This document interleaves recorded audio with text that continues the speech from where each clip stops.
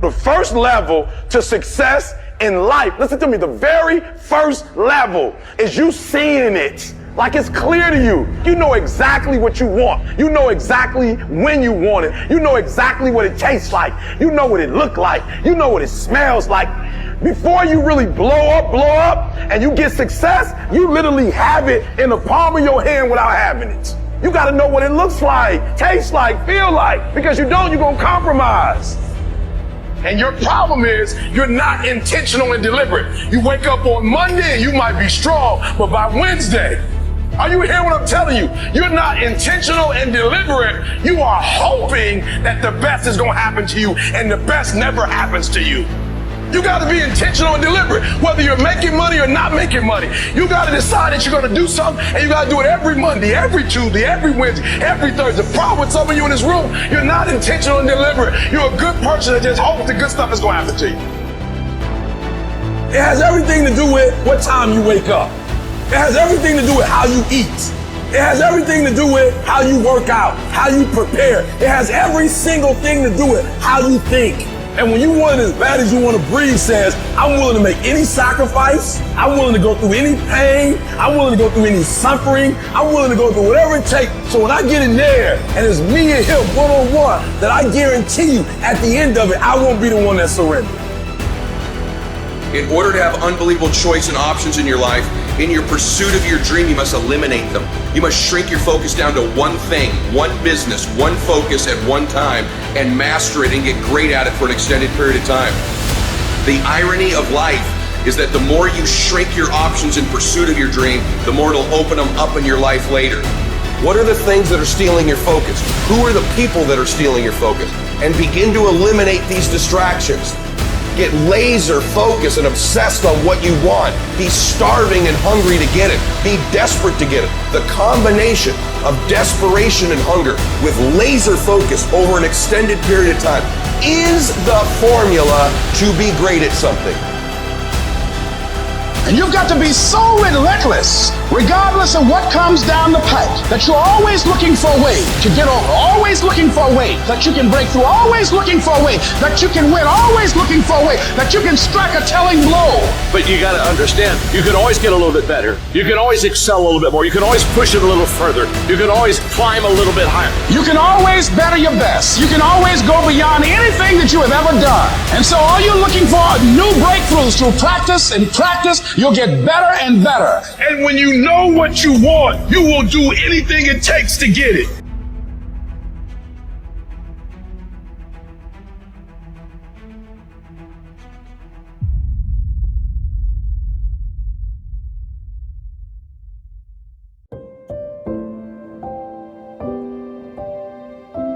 A person who thinks all the time has nothing to think about except thoughts. So, he loses touch with reality and lives in a world of illusions. We are so tied up in our minds that we've lost our senses. Time to wake up. What is reality? It isn't material, that's just an idea. Reality is this. Whoever it is that you want to be, no matter how many times you may have failed at attempting to become that person leading up to this point, you can still become that person. You're going to decide who that is, you're going to hold that ideal in your mind, and you're going to force yourself to act in accordance. You are going to tell people what you're up to. And if you really have some balls, you're going to tell people that want you to fail. Because that, believe it or not, that's who's going to come to your rescue in your darkest hours of wanting to give up.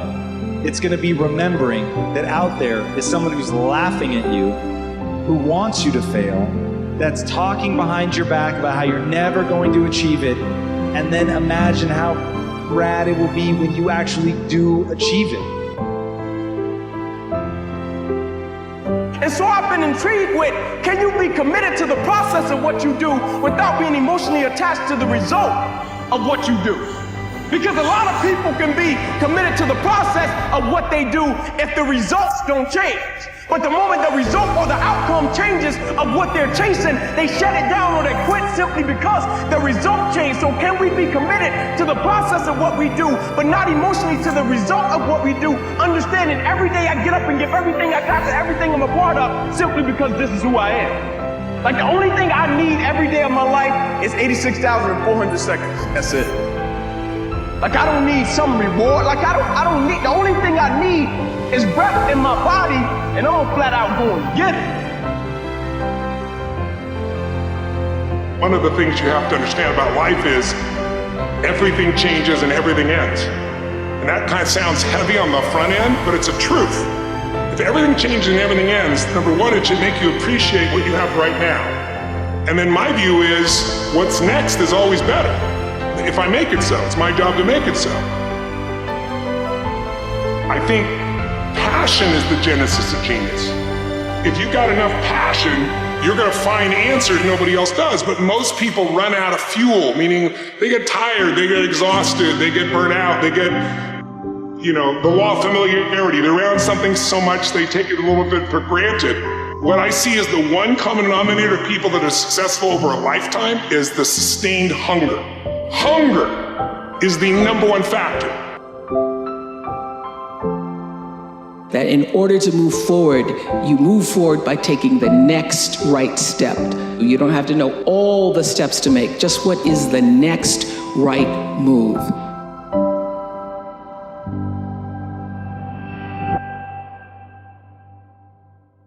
I want to recommend that you take just 1 hour a day, 5 days a week, and devote this hour to exercising your mind. Pick 1 hour a day on which you can fairly regularly count. And during this hour every day, take a completely blank sheet of paper. At the top of the page, write your present primary goal, clearly, simply. Then, since our future depends upon the way in which we handle our work, write down as many ideas as you can for improving that which you now do. Try to think of 20 possible ways in which the activity that fills your day can be improved. You won't always get 20, but even one idea is good. Now remember 2 important points with regard to this. 1, this is not particularly easy, and 2, most of your ideas won't be any good.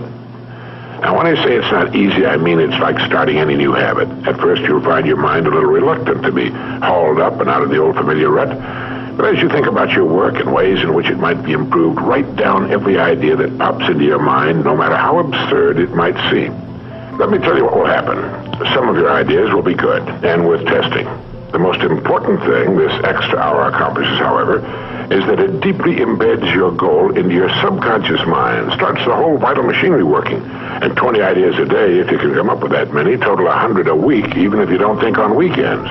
An hour a day, 5 days a week, totals 260 hours a year, and still leaves you 3,740 hours of free leisure time. Now, this means you'll be thinking about your goal and ways of improving your performance, increasing your service, 6.5 full extra working weeks a year. 6.5 40-hour weeks devoted to thinking and planning. Can you see how easy it is to rise above the so-called competition? And will still leave you with 15 hours a day to spend as you please.